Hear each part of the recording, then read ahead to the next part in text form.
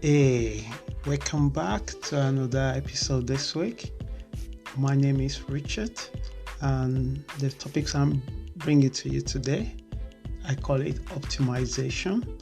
But before I start, I probably want to make a quick announcement. If you like to get more information about this podcast, you can find that more on our website at www.lifeforlivingwell.info. And if you like to write directly to me, you can also write to me at info@lifeforlivingwell.info. So I hope you having a great day already. What I have for you this week, I call it optimization. So the question I'm going to throw to you first is there any part of your life that actually need optimization? Because we hear word of optimization, we think it has to do with computer or machine or engine or anything that have to do with automated process. But I'm taking the word of optimization actually from the sector that use it to its maximum benefit, which is technology and engineering. But how do we adapt this process into our own day-to-day life? And this is what I wanted to briefly touch about for the podcast this week. The podcast this week is probably going to be one of the shortest podcasts that I made so far, which is a good thing if it helps one person. But before I start, so I asked earlier, is there any area of your life that you consider we need optimization? Why do we do optimization? Is to make a change, and not just make a change, make a good change. A change that have a vast benefit to the environment and to a benefit to process that we try to put in place. How do we know we make changes and that changes works?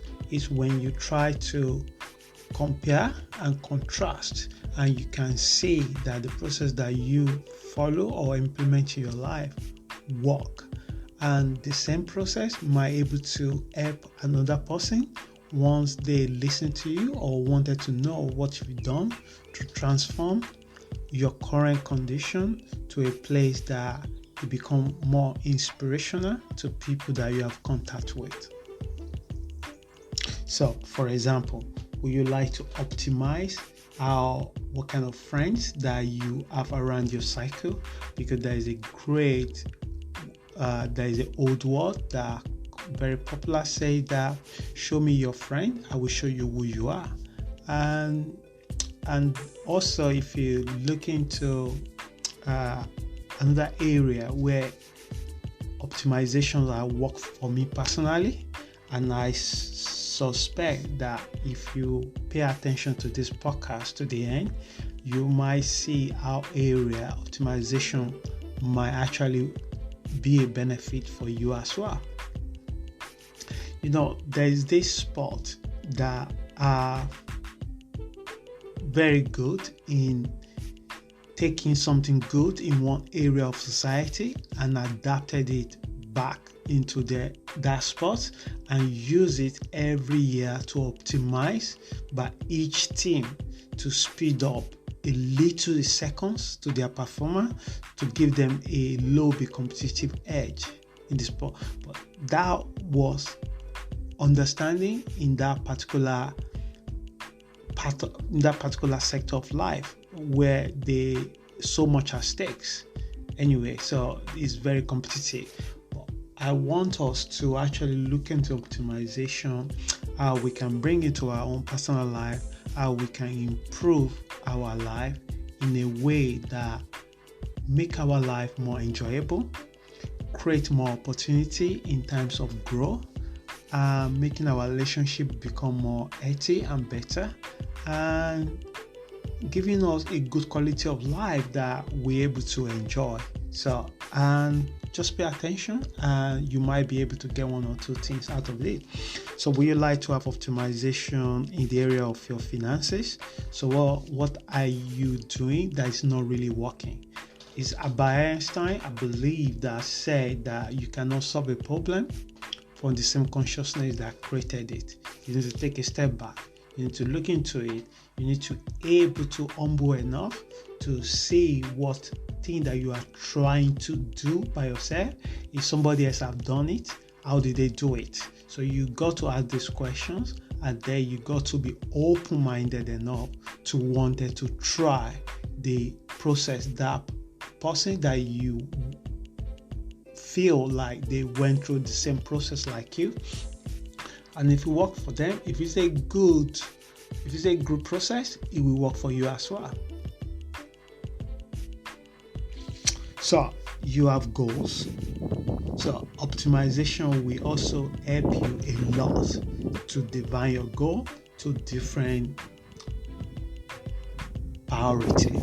So you have a goal that's very, very important. You have a goal that's least important. So at least you don't spend your time to focus your energy, limited energy, to the goal that are least important. And at the end of the day, you feel empty and flat.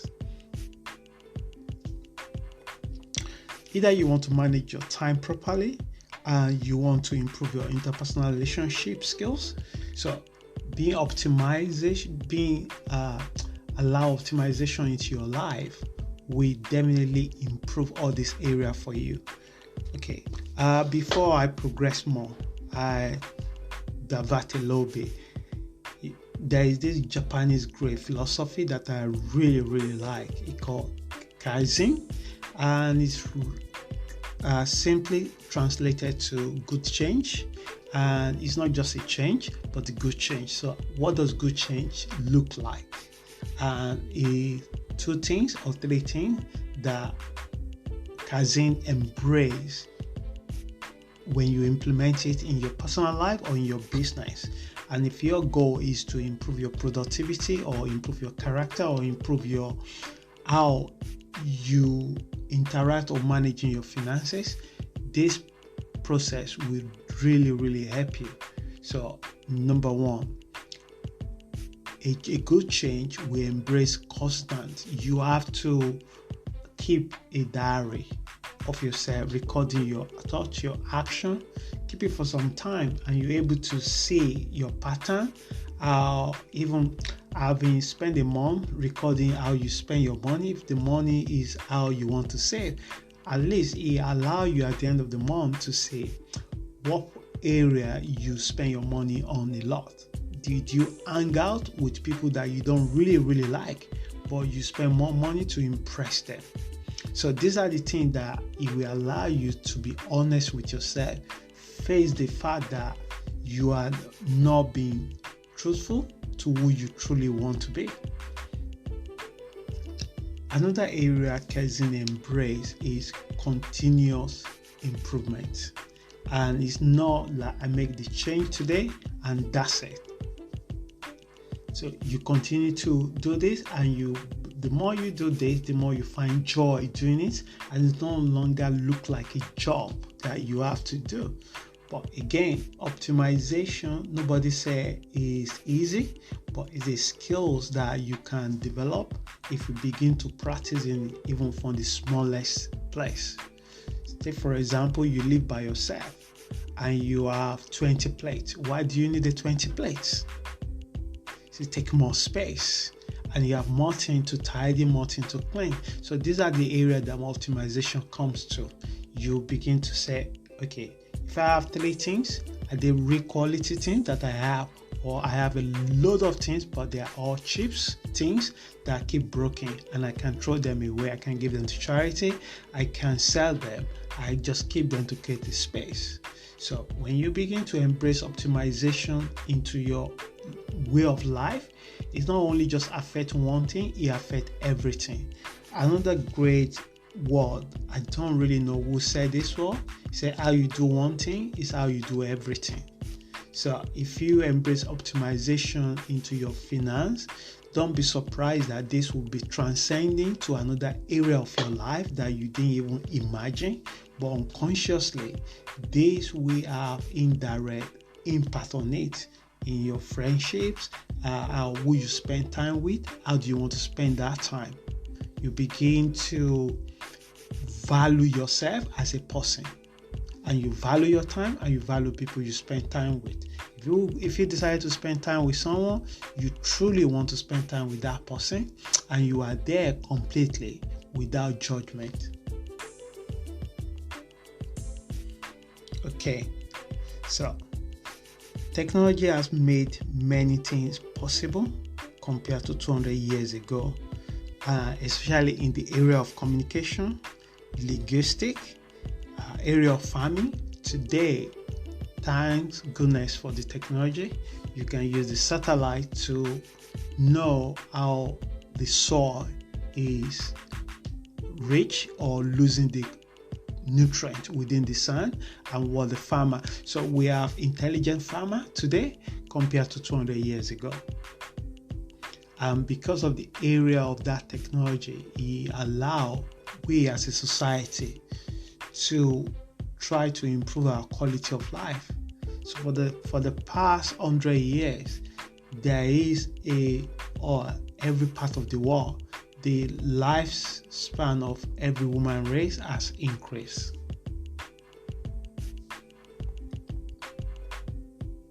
So in the area of health, so you can see how optimization help a lot. So you have ideas where you develop artificial intelligence that you have less contact with other people, in the sense that it speed up your healthcare process, and also you can register in one place but have access to your medical record in multiple parts of the country that you live.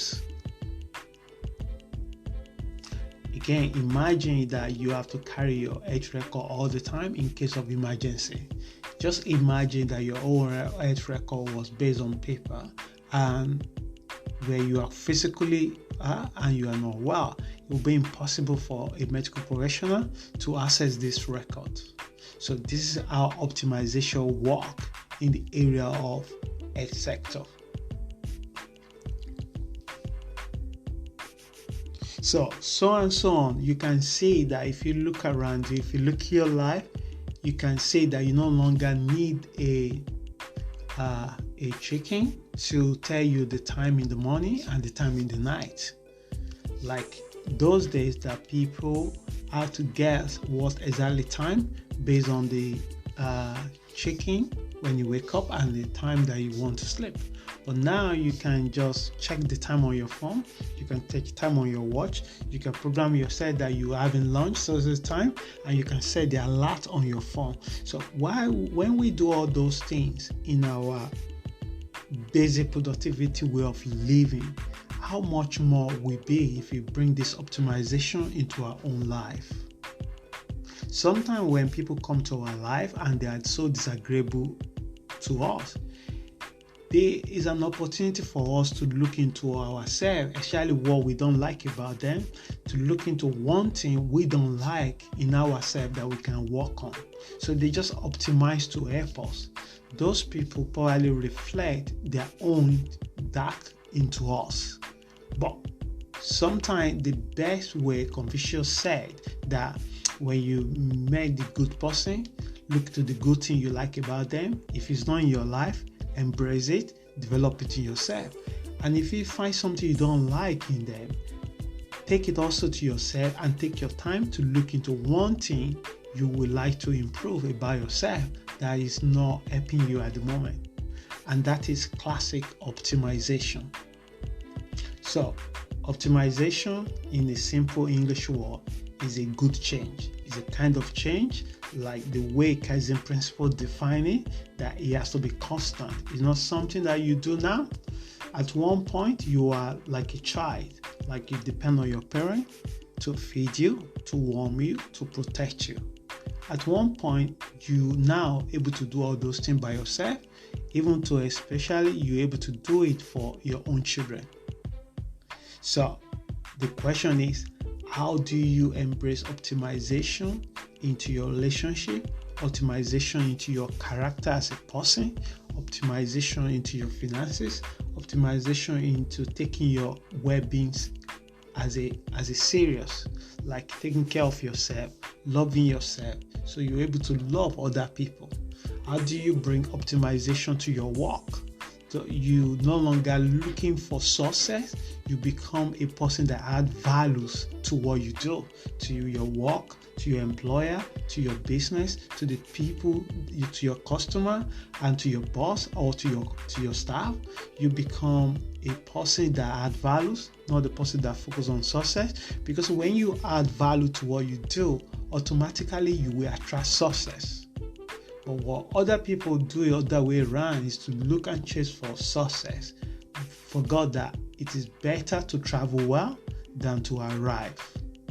Because when you arrive, you go up or you go down, and you can't go anything more up because you already arrived, but you lack the understanding and knowledge that you need because you miss the opportunity of the traveling. Personally, I enjoy traveling, and at the end, I arrive many times because the traveling is what shaped me, not the arrive. So you have to, when you start embracing optimization into your own life, one thing will happen, you will focus on adding values. And when you create values, you will attract wealth, like you magnets. You will attract them because you add values to things and to people. And when people realize that the value you brought to the table, it was to repay you back. And that's how the law of the universe works most of the time. Because if you don't sow anything, you don't reap anything. So if you add values, you get something back in value in return to you. So this is how optimization works in many ways. So imagine what it's like for your great grandparents to exchange conversation with a distant relative or friends. Today, you can just send a text to somebody within a second. If they are less busy and they were looking forward to your message, they could reply you straight away.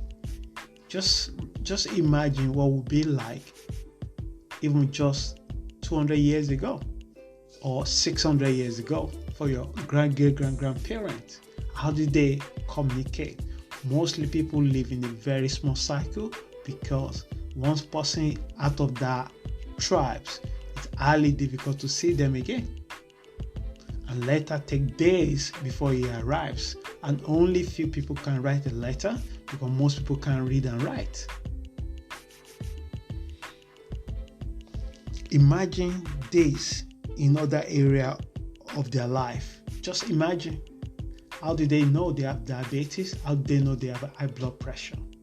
So you say why optimization are things that embracing technology, and every 6 months, every 3 months, all these big corporation, big technology company, they optimize their products. They release a new patches, a new fixes to make it even more better, even more secure, even more, add more values to people that own it. So you won't recognize the same system you have today, compare the same version of the system 3 years before, because of extra little that the organizer of the supplier add to their product. So that should be the same in our life, that we should be able to grow like a plant, like a flower, that our beauty is remain in character, in values, in principle, in interaction, in humanity, in a way that we are constantly renew our mind, renew our attitude in a way that make us a better human being.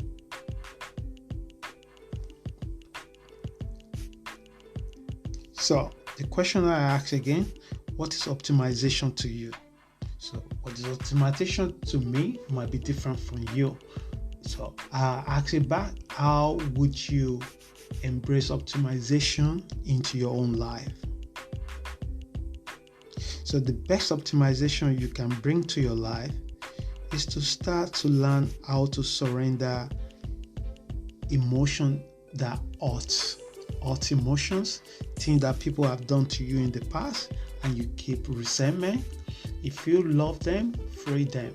Forgive them even when they don't ask for forgiveness, so that you are able to free. You are able to embrace and open your mind to the emotion that can help you to achieve what you want in your life. Emotion like love, emotion like compassion. And not everybody will agree with you. When they disagree with you, release them with love. Don't go out and want to hurt them the same way. I believe Confucius said that before you revenge, remember to dig 2 graves, because you might not come back. But release them with love and focus on yourself. And this is the highest optimization you can do for yourself. Because I've met few people that the biggest thing that hurts them is not the person that hurt them, but the emotion of that experience that they holding that actually hurt them a lot. And if you really want to embrace optimization in your life, you have to start to learn how to let go. And once you let go of all these emotion that doesn't help you, you now create more space to embrace, attract the emotion that help you. Because when you are full of love in your heart and compassion, you bound to create a positive things, manifest things that you want in your life.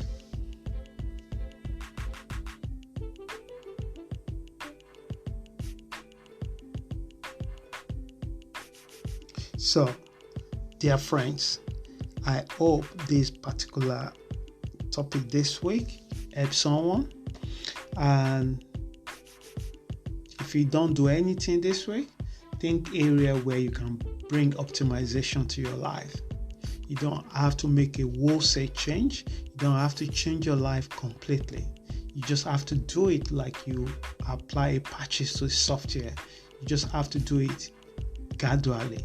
You just have to do it even if a little steps. You just have to add a little step to your own life, and your quality of life will improve with time. Everything will add on, and then you will have a better life experience. So I hope this particular podcast helps someone. If you have any questions or comment, please go to our website at www.lifeforlivingwell.info. Once again, my name is Richard, and I hope and I wish you, may you have amazing and wonderful week. Thank you so very much. Thank you.